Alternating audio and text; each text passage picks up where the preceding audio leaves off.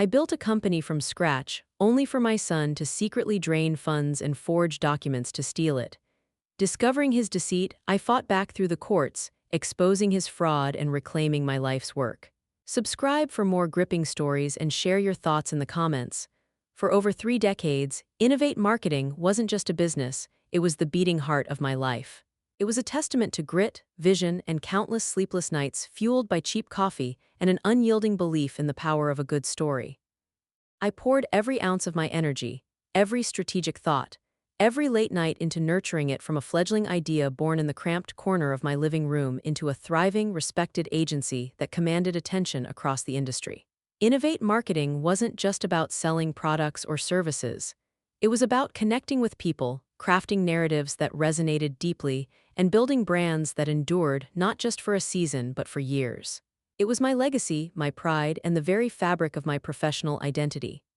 As I approached my early 60s, a time when many of my peers were contemplating full retirement, I envisioned a future where I could gracefully pass the torch to my son, Adam, knowing it would continue to flourish, evolving under his capable hand, perhaps even surpassing my own achievements. Adam joined me straight out of a prestigious business school, bristling with youthful ambition, armed with a fresh perspective on the rapidly changing digital landscape, and carrying a confident swagger that only a recent MBA graduate could possess. He was undeniably bright, effortlessly charismatic, and seemed genuinely excited to learn the ropes, to absorb the wisdom of 3 decades of industry experience. He'd arrive early, stay late, devouring industry reports and constantly suggesting new strategies. "Mom, you've built an empire," he'd often say, his eyes shining with a blend of admiration and a hungry ambition I recognized from my own younger days, a mirror of my own driving force. But the world's changing at lightning speed. We need to adapt, to push boundaries, to embrace the digital frontier wholeheartedly. Our traditional marketing methods are solid, foundational even, but we need to pivot, to become disruptors in the new media space. Think social media virality, AI-driven analytics, immersive VR campaigns. The future is now. His words resonated deeply with me. I was ready to embrace new ideas, to trust the next generation. I trusted him implicitly, and over the past 5 years I had gradually, willingly begun to step back, ceding more and more responsibility to him. I believed in his vision, in his ability to steer Innovate into a new, exciting era of technological advancement. With a lighter workload, a sense of having earned my respite, I finally began to indulge in passions I'd long deferred. Rediscovering my love for oil painting in my sun-drenched attic studio, where the scent of turpentine and linseed oil was a welcome escape. Volunteering at the local animal shelter, losing myself in the simple, unconditional joy of caring for abandoned creatures, and embarking on long-anticipated adventures, exploring distant lands and vibrant cultures with my dear friend, Martha, savoring the hard-won fruits of my lifelong labor. We'd hiked through Patagonia, explored ancient ruins in Cambodia, and savored pasta in Tuscany. Life felt full, balanced, and rewarding. But like a faint, unsettling hum beneath a smooth, familiar melody, a persistent, almost imperceptible disharmony began to unnerve me. Subtle shifts accumulated, creating a growing sense of unease. Client relationships I'd personally nurtured for decades, built on mutual respect, deep understanding, and unwavering trust, started feeling strained.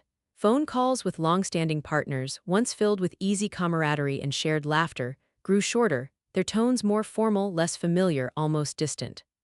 A few long-standing accounts, ones I considered almost family, clients who had been with Innovate since its nascent stages, quietly, inexplicably moved their business elsewhere. One day, I called a personal friend, John Maxwell, who ran Maxwell Electronics, a client for 20 years. "John, I hear you've taken your marketing to digital surge. Is everything all right? Anything we could have done differently?" His voice was hesitant, almost apologetic. "Eleanor, it's not you. Adam just seemed to have a different vision, one that didn't quite align with our brand's established identity. He insisted on a very aggressive, almost abrasive digital campaign that frankly made us uncomfortable. Said it was the way of the future, but it just wasn't us. I tried to talk to him, but he was uncompromising. Said you'd given him full creative control." My stomach clenched.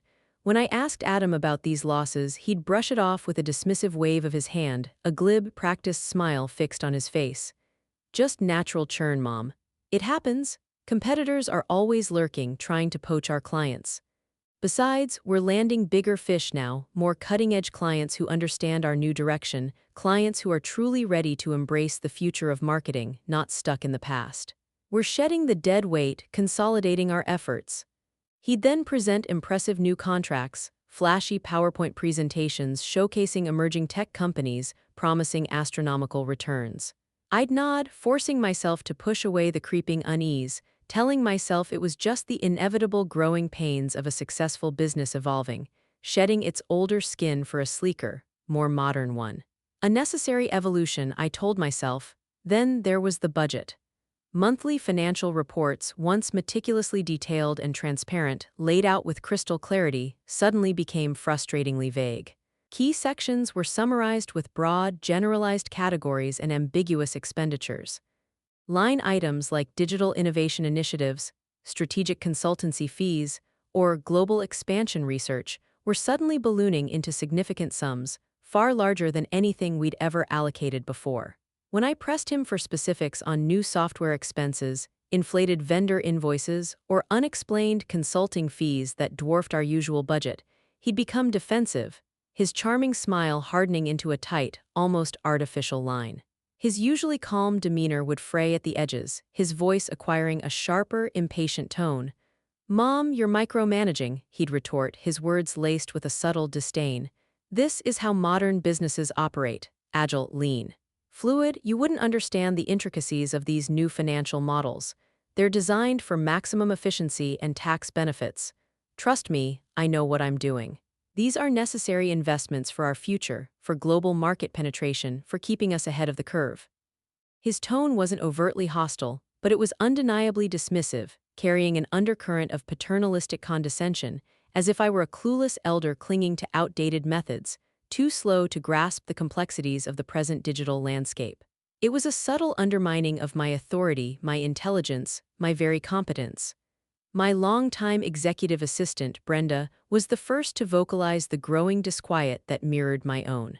Brenda had been with me since Innovate was little more than a dream and a single rented desk in a bustling co-working space.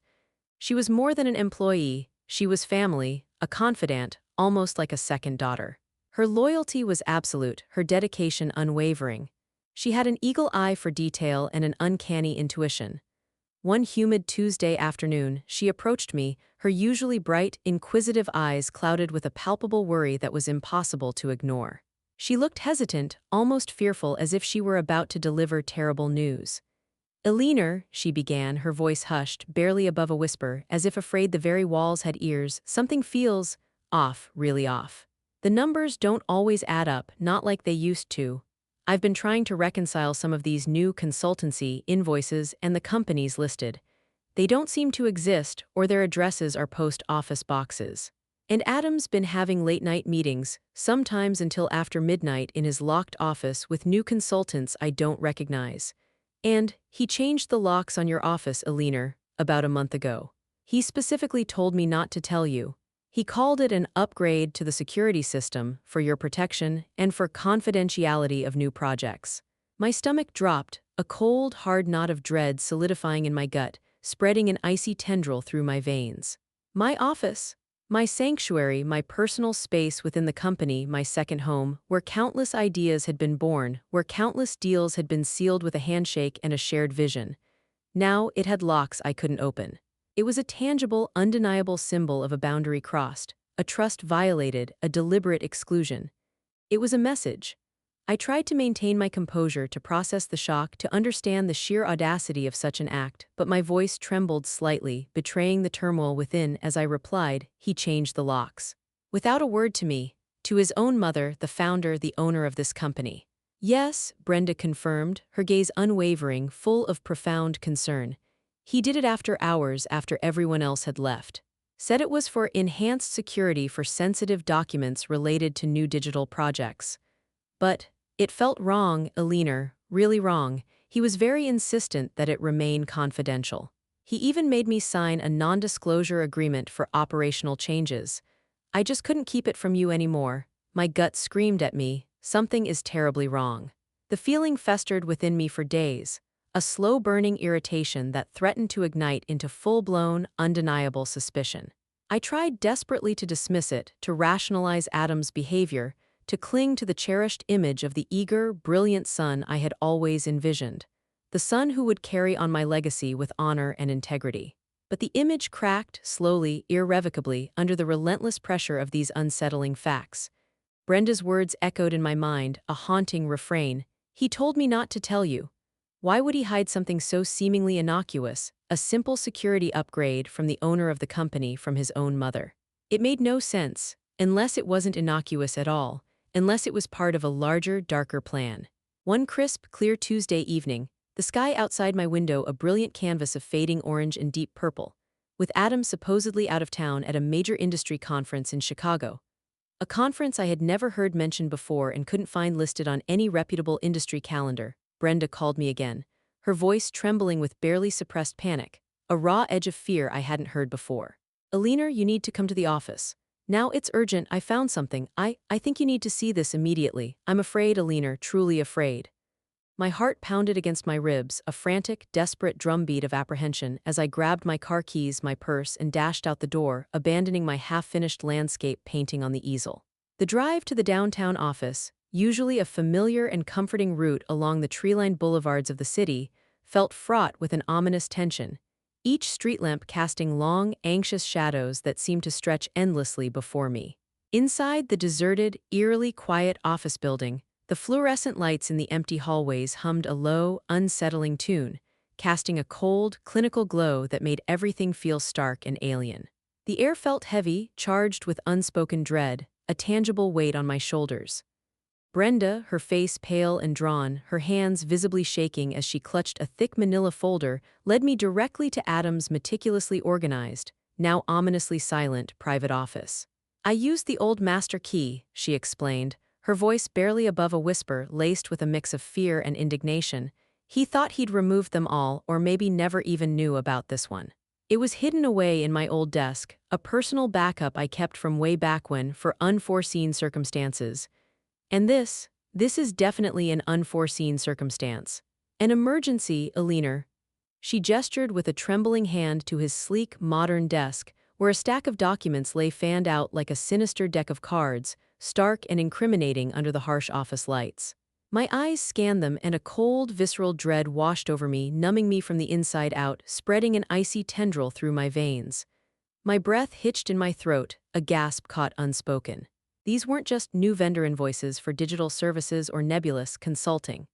They were blatant, fabricated invoices for services never rendered, from phantom companies with generic interchangeable names like Global Solutions Inc., Apex Innovations LLC, and Synergy Dynamics Group, all registered to P.O. boxes or abandoned storefronts, yet all addressed to Innovate Marketing.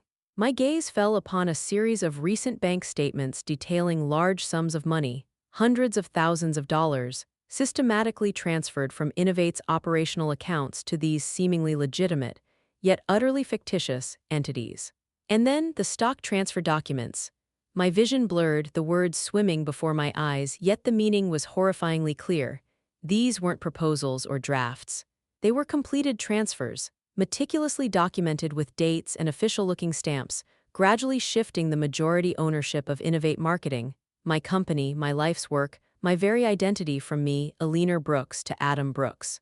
All without my knowledge, without my consent, executed discreetly over the past year and a half. Beside them lay crude, almost comically amateurish attempts at forging my signature on multiple legal documents. Stock certificates, board resolutions, even a power of attorney. The strokes were clumsy, yet chillingly effective in their intent. "He's been siphoning money, Alina," Brenda whispered, her voice cracking with emotion, her eyes welling up with tears that mirrored my own blurring vision. "For months, maybe even longer, ever since you started stepping back, giving him more control. He's been funneling the money into his personal accounts, buying luxury real estate, 2 properties in Malibu, 1 in Aspen, investing in high-risk, unregulated cryptocurrency ventures. He even bought a yacht, Alina. A 60-foot yacht. He called it a business asset on some internal memo, but it's registered under a holding company linked directly to his personal finances. He thought no one would ever look closely. My world tilted on its axis, spinning wildly into a vortex of disbelief and a searing, white-hot rage that threatened to consume me, my own son. The boy I had nurtured, taught, guided, and trusted above all others, the one I had groomed to take over my legacy. The anger surged hot and blinding, quickly followed by a profound sense of violation, a sickening, soul-deep betrayal that reached into the very core of my being, tearing at the fabric of my reality, leaving me raw and exposed. This wasn't just about money or even the company. It was about the shattering of a lifetime of unwavering trust, the brutal desecration of a mother's love, a son's honor, a legacy tainted. I stared at the crude, forged signatures, my own name scrawled clumsily across legal documents, a grotesque, sickening mockery of my identity, a symbol of his attempt to erase me. He called this modernization, I muttered, the words tasting like ash and bile in my mouth, a bitter flavor that seemed to coat my tongue. My voice was hoarse, barely audible, a fragile whisper that belied the earthquake erupting within me. This isn't modernization, Brenda. This is fraud. This is theft. This is a deliberate, malicious act of treachery. He planned to wipe me out completely. My hands trembled uncontrollably as I picked up one of the forged documents, the crisp paper crinkling under my grip, the reality of his actions pressing down on me. The pain of realizing the depth of his deception, the calculated coldness of his actions, was almost unbearable, a physical ache in my chest that constricted my breathing, making each inhale a struggle. The first rays of dawn were just piercing through the city skyline as I drove home, the stack of incriminating documents clutched tightly in my lap, Brenda riding silently beside me, her own shock etched on her face. Sleep was an impossible luxury, a distant memory. My mind raced, replaying every dismissed concern, every vague answer, every moment of Adam's subtle dismissiveness, every uncomfortable interaction with former clients. The pieces of the puzzle clicked into place with horrifying precision, forming a complete, utterly chilling picture of calculated deceit and ruthless ambition. The next morning, the confrontation was inevitable. Adam walked into the office, unusually bright and cheerful, humming a popular tune under his breath, utterly oblivious to the storm brewing that was about to shatter his carefully constructed facade. He seemed to float into the office, radiating confidence. I waited for him in my old office, the one with the changed locks, now unlocked and open thanks to Brenda's foresight. He stopped dead in the doorway when he saw the stack of damning documents fanned out across the polished conference table, each one a stark indictment of his betrayal, a silent accusation. His face, usually so confident and unreadable, drained of all color, turning a sickly, ashen pale. His jaw slackened and the cheerful hum died on his lips. "What is this, Adam?"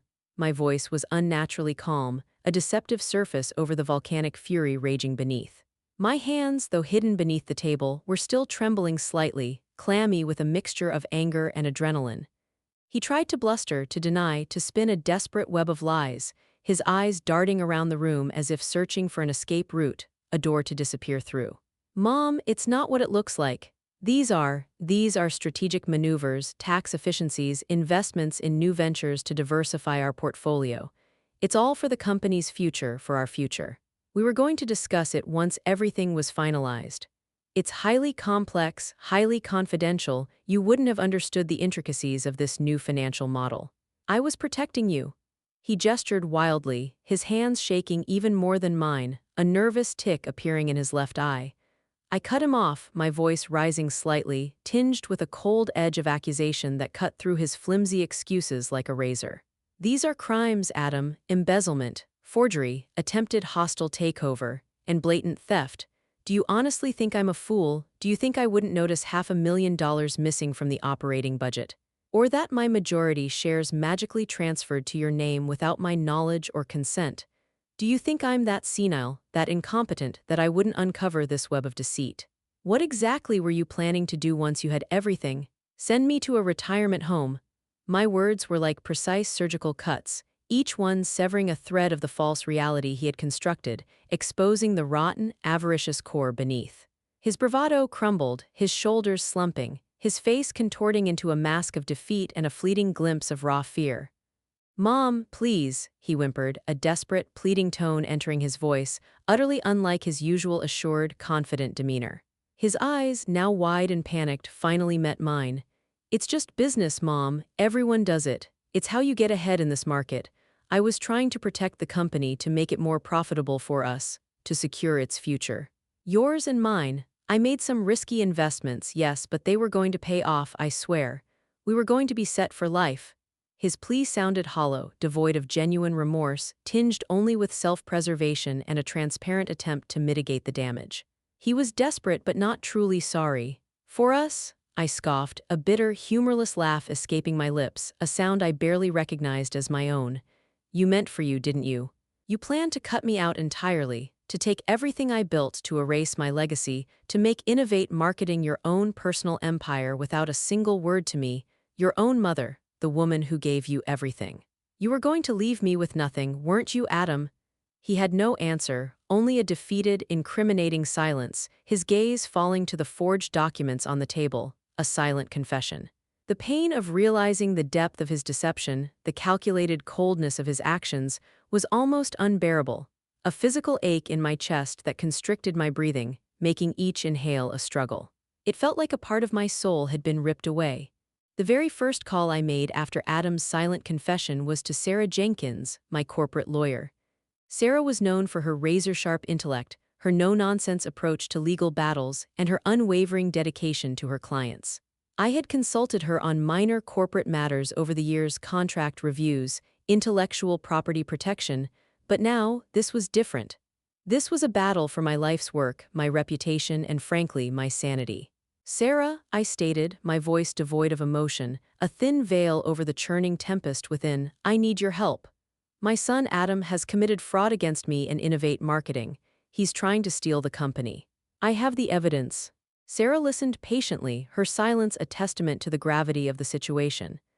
I recounted every harrowing detail: the forged documents, the phantom companies, the siphon funds, the gradual, insidious usurpation of my ownership, the changed locks, Brenda's discovery, even Adam's desperate plea. When I finished, the phone line was silent for a long moment before she took a deep, measured breath. Eleanor, this is a very serious matter. It won't be easy. Family disputes, especially those involving fraud and corporate ownership, are always messy, always painful, and often very public. But we will build a strong, meticulously documented case. We will fight for you, we will get your company back, and we will make him face the consequences of his actions. Her words, though sober and realistic, were a lifeline in the churning sea of my despair, a beacon of hope in the darkness. We filed a lawsuit the following week, a dense, complex legal document outlining every charge: corporate fraud, embezzlement, forgery, breach of fiduciary duty, and a demand to reverse the fraudulent stock transfers, recoup the siphoned funds with punitive damages, and regain full, undeniable control of Innovate Marketing. The sheer volume of evidence Brenda and I had uncovered filled several binders. Adam, initially defiant and convinced his charm and legal team could overcome anything, hired a formidable, high-profile legal team of his own, led by a renowned litigator known for his aggressive tactics. He was clearly prepared for a protracted, bitter fight.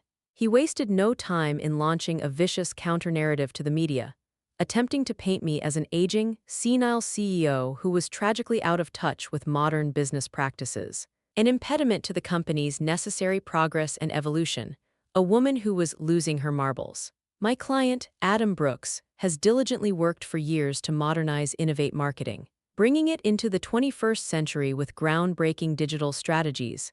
His lead lawyer, Mr. Thompson, declared in a press conference outside the courthouse, his voice dripping with condescension and false sincerity, his words carefully chosen for maximum public impact. His mother, Eleanor Brooks, while a respected figure in the industry in her day, has unfortunately and tragically begun to suffer from significant cognitive decline. She's prone to misinterpretations, forgets key details, and has, sadly, become a hindrance to the company's necessary evolution and growth. Adam was merely trying to protect the company's future, to ensure its survival from her declining capacity, and now she is lashing out in confusion and anger. It was a brutal, public assault on my character, my competence, and my very sanity. The words stung, cutting deeper than any financial loss, aimed directly at my professional reputation and my personal dignity. They sought to invalidate my entire existence. The legal proceedings dragged on for what felt like an eternity, for over 8 agonizing months, a grueling, emotionally draining ordeal that consumed my days and haunted my nights. Interrogatories, depositions, endless meetings with Sarah and her team, poring over documents, preparing for cross-examinations. My life became a relentless cycle of legal strategy. Friends and former colleagues were called to testify. Some, fiercely loyal to me, spoke eloquently of my sharp business acumen, my tireless dedication, and my unwavering integrity. They recalled specific instances of my strategic brilliance, my ability to turn challenges into triumphs, my ethical compass. But others, influenced by Adam's carefully constructed narrative, or perhaps fearing his future influence in the industry if he won, wavered, their testimony adding to the murky waters of doubt, creating a public narrative of an aging founder losing her grip, perhaps even fabricating charges. A few former employees, swayed by Adam's charisma or promises, even provided character statements against me, claiming I was demanding or resistant to change. It was a betrayal within a betrayal. My friend Martha was a constant, unwavering pillar of support through it all. She would call me every evening without fail, her voice a balm to my raw nerves, a steadying presence in the storm. "Alina, don't you dare let him get to you," she'd urge, her voice firm, resolute. "You're strong. You built that company with your own two hands, with your brilliant mind and tireless spirit. You know the truth and we know the truth. That's all that matters. Public opinion can be swayed, but facts are stubborn." She'd bring me homemade meals, nutritious and comforting, refusing to let me succumb to stress-induced neglect. She sat with me during long, exhausting hours of legal strategizing, offering quiet moral support, and constantly reminded me of who I truly was, beyond the headlines and the courtroom drama. "Remember those early days, Alina," she'd reminisce, stirring her tea. "When you were working out of your garage, just you and a dial-up modem, cold calls and sheer grit. You conquered impossible odds then, building something from nothing, and you'll conquer this too. This is just another giant you have to face." The media, always eager for a sensational story, especially one involving family betrayal and corporate intrigue, devoured the details of the lawsuit with relish. Headlines screamed from every news outlet, plastered across websites and tabloids. Marketing matriarch sues son over business empire.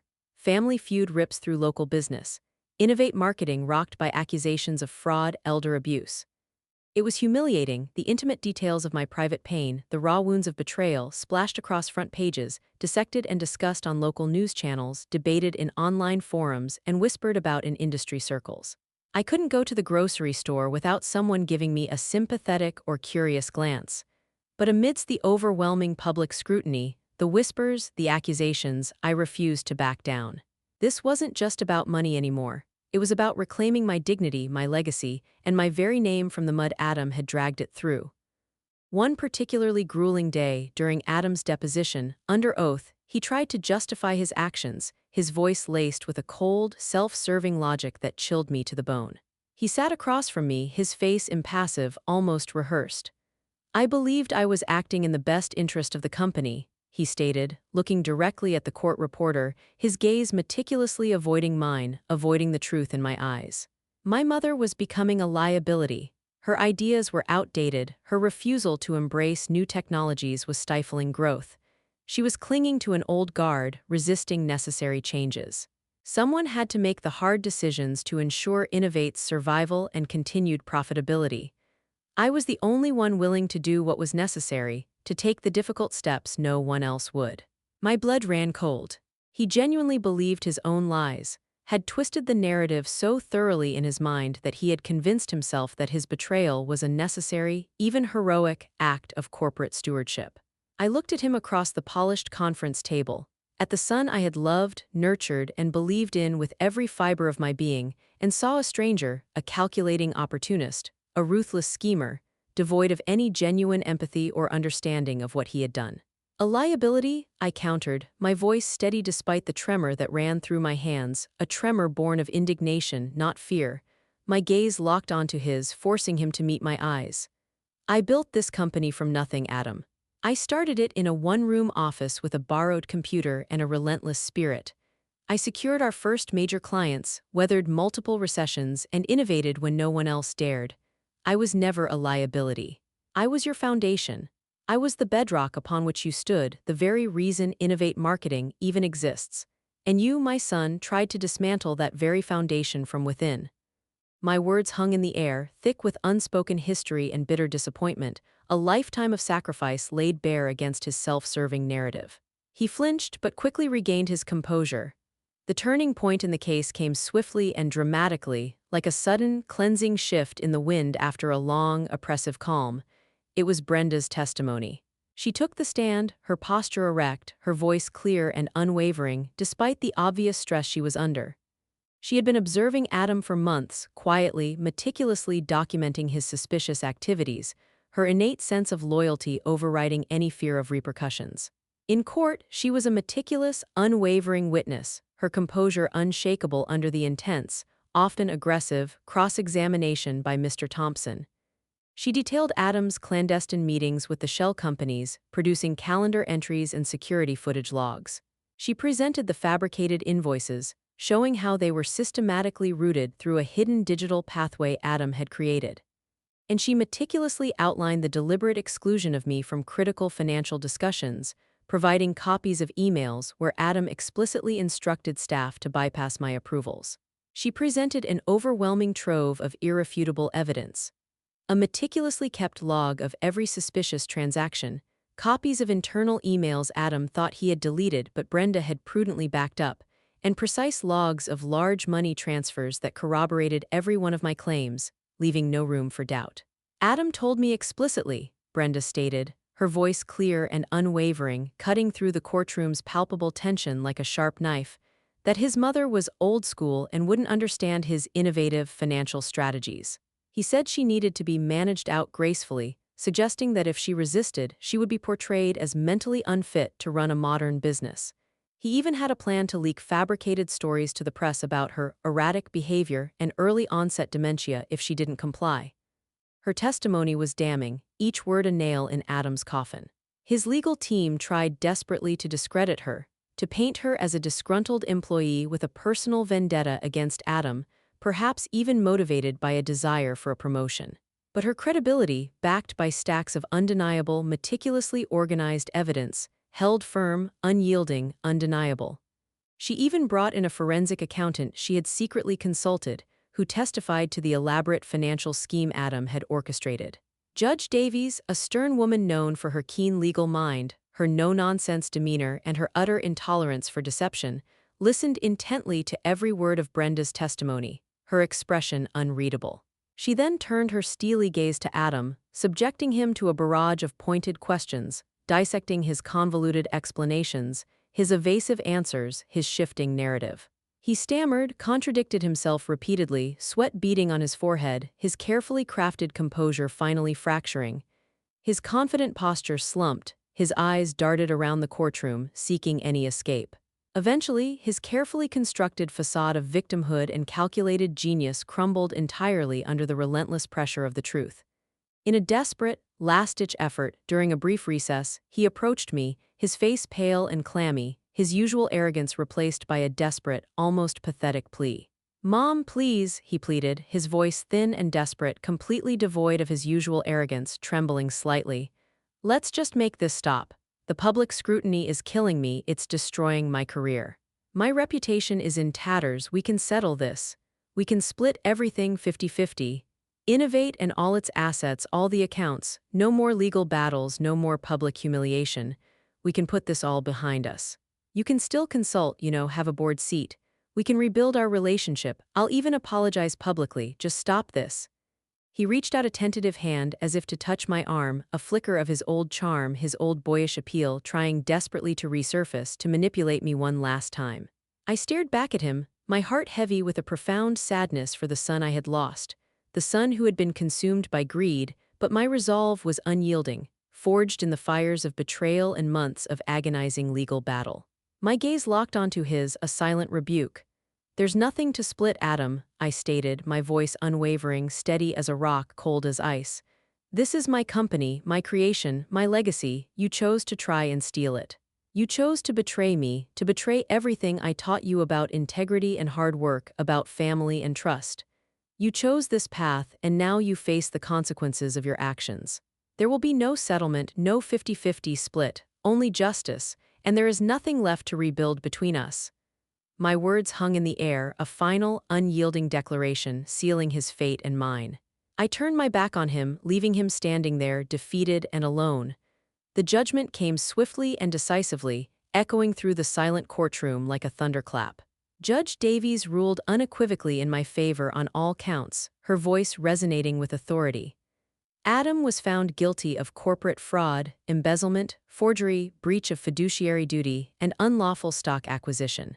He was ordered to return all fraudulently acquired shares of Innovate Marketing, repay all siphoned funds with punitive interest, a sum estimated at over $1.5, and cover all my legal fees, a substantial sum that would effectively bankrupt him and leave him in significant debt for years to come. Innovate Marketing was fully, unequivocally mine again, its rightful ownership restored, its integrity vindicated. The verdict felt like a physical weight lifting from my shoulders, a profound, almost dizzying sense of relief washing over me, a liberation of spirit. It wasn't about victory in a personal vendetta. It was about justice, about reclaiming what was rightfully mine, not just financially but ethically, morally, and emotionally. The relief was immense, almost overwhelming. I stood outside the courthouse, the media buzzing around me like a swarm of eager bees, microphones thrust into my face, flashing cameras momentarily blinding me. Reporters shouted questions, their voices overlapping. "Miss Brooks, how do you feel? Will you press criminal charges? What about your son?" But amidst the chaos, the clamor, and the bright lights, all I felt was a profound, quiet sense of peace. The battle was over. The truth had prevailed. I simply stated, justice has been served. Innovate Marketing will continue to thrive under ethical leadership. And then, I walked away, my head held high, Brenda by my side. With the brutal legal battle finally behind me, the true, arduous work of rebuilding began. I returned to Innovate Marketing, stepping back into the CEO role with renewed purpose and an unyielding determination. The company, though legally mine, was a mess. Clients were wary, employees were demoralized, and the financial records were a labyrinth of deceit. The task was monumental. Brenda, my invaluable ally, was instrumental in helping me untangle the intricate, suffocating web of financial deception Adam had woven throughout the company's accounts. We worked tirelessly, often late into the night, fueled by a shared commitment to restore Innovate's good name. We pored over every ledger, scrutinizing every transaction, meticulously auditing every account, and painstakingly rebuilding trust with clients who had been alienated and confused by Adam's misdirection and shady dealings. Reassuring employees who had weathered the storm of uncertainty, who had witnessed the company's internal strife, was paramount. I held town hall meetings, speaking openly and honestly about what had transpired, answering their questions, and outlining a clear path forward. Their collective sigh of relief when I announced my permanent return and vision for the future was palpable, almost audible. Morale slowly began to mend. I immediately reorganized the leadership structure, decentralizing power and introducing new checks and balances to prevent any single individual from having unchecked authority. I promoted Brenda to Chief Operating Officer, a testament not only to her unwavering loyalty and sharp intellect, but also to her innate sense of integrity and tireless dedication throughout the crisis. "Thank you, Brenda," I told her, my voice thick with genuine emotion as we toasted with sparkling cider in my now truly secure and completely transparent office, the city lights twinkling outside. "You didn't just save my company, you saved me. You are my most trusted partner, and I couldn't have done any of this without you. We are building something even stronger together." She smiled, her eyes shining with quiet pride and reciprocal loyalty. "We did it together, Alina. Innovate is home, and it feels good to be home, truly home again." I also took proactive, stringent steps to prevent such a betrayal from ever happening again.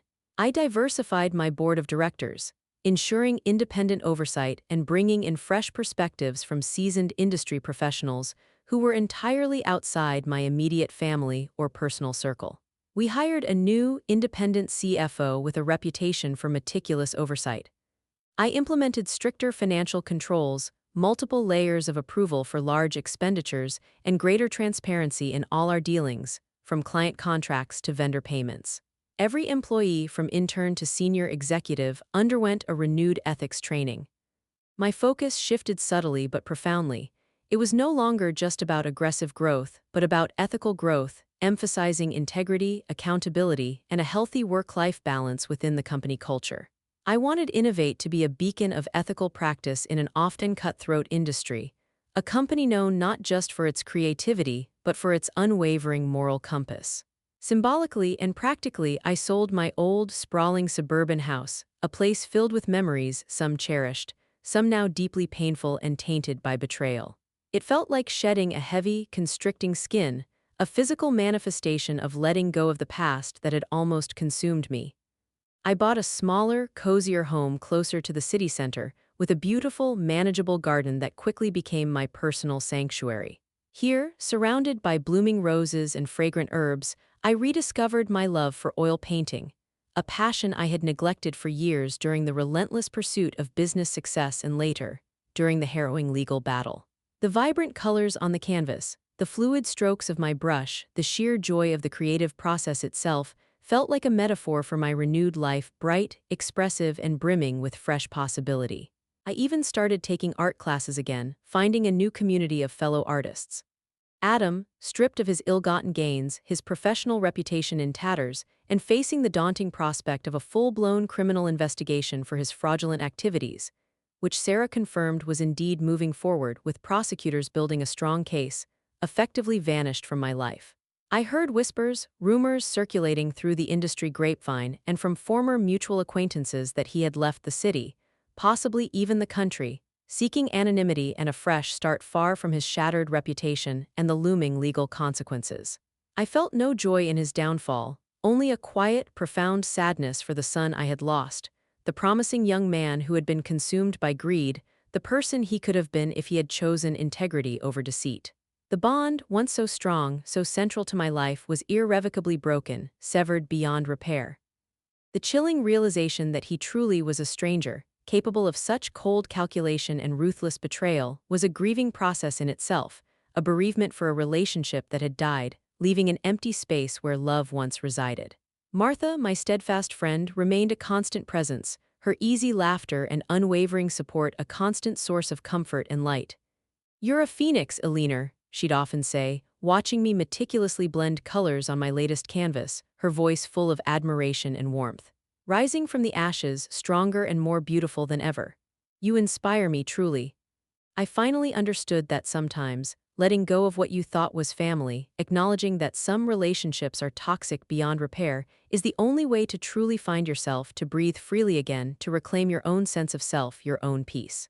Innovate Marketing not only recovered but thrived under my renewed leadership. We launched new, impactful campaigns that pushed creative boundaries, resonated deeply with consumers, and won numerous prestigious industry awards. The company's reputation for integrity, forged in the crucible of my public battle and my subsequent actions to ensure transparency, soared to new heights, making us a sought-after partner in the industry. I began dedicating a significant portion of my time to mentoring young women entrepreneurs, sharing my story not as a tale of victimhood, but as a powerful lesson in resilience, self-worth, and the non-negotiable importance of unwavering ethics in business and in life. "Never let anyone," I'd tell them, my voice firm and clear, my eyes meeting theirs with conviction, "especially not family, diminish your value or steal your hard-earned legacy. Your worth is inherent, not granted by others, and you must protect it fiercely always." My life was no longer defined by the relentless pursuit of endless growth, the pressure of market dominance, or the crushing burden of misplaced family expectations. It was about balance, purpose, and genuine connection. I took long, meditative walks in the botanical gardens near my new home, losing myself in the quiet beauty of nature, finding solace in the rustle of leaves and the scent of blossoms. I rediscovered my joy for experimental cooking, whipping up elaborate meals for friends and family who truly valued me for who I was, not what I could provide.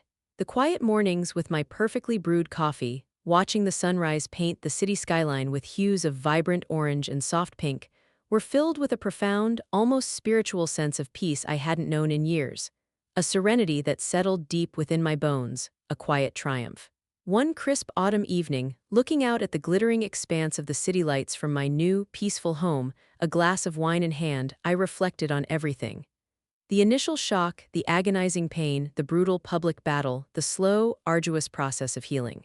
It had all been incredibly difficult, pushing me to my absolute physical and emotional limits, leaving scars that would forever be a part of me. But it had also forged a stronger, wiser, more resilient version of myself, a woman who knew her own strength, her own boundaries, her own worth. I finally understood that my worth wasn't tied to my relationship with my son, or even to the formidable company I had built from the ground up. My worth was inherent, an inextinguishable flame that no one, not even a deceitful son, could ever dim or extinguish. The bravest decision I ever made wasn't to fight for my company. It was to fight for myself, to choose my own peace, to reclaim my own story, and to refuse to bow to anyone again for any reason. The past, with all its pain and betrayal, was behind me, a harsh but invaluable lesson learned. The future, unburdened and bright, stretched out before me, full of possibility and the promise of lasting peace, a legacy redefined not just by my company but by my resilience.